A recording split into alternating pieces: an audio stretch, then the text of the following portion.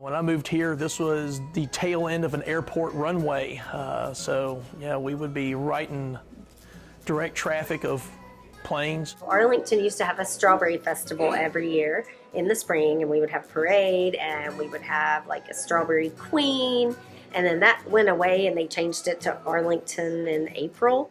Probably 400 people lived in Arlington when I moved here, and we had one bank on Highway 70, and we got to go anywhere we wanted to and stayed out till it was dark. Man, the barber shop that's here now was a drugstore back when I was here. The log cabin was actually a shed people had built around it, and that has now been moved into the town center, so you can visit that. It's probably the oldest structure in Arlington. The log cabin we found behind a house, and they were going to burn it for a fire drill. There was the fire station. There wasn't even the post office. The post office originally is next to the library, which is in town. Wilson's store was there, but it was a general store, and you literally could buy little baby chickens, nuts, bolts, food. You know, that's how it was back then. Now you buy all your clothing that you need today. There used to be a Coke machine at S.Y. Wilson that went every day, and you could get a Coke for a quarter.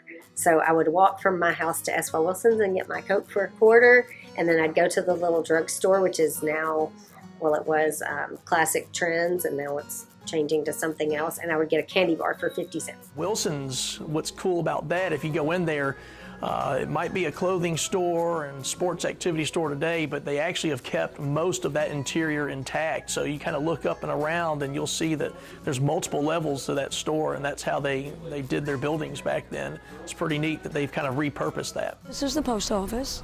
I like it because it's true to what it was, and yet we can add things to it.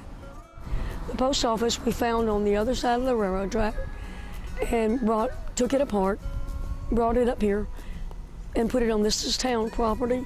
Shoot, we're over 150 years old for sure. Farmers in the area originally. Then a guy named Samuel Jackson Hayes kind of had control of the area, owned most of the land, and so the area was named after him, Hayesville.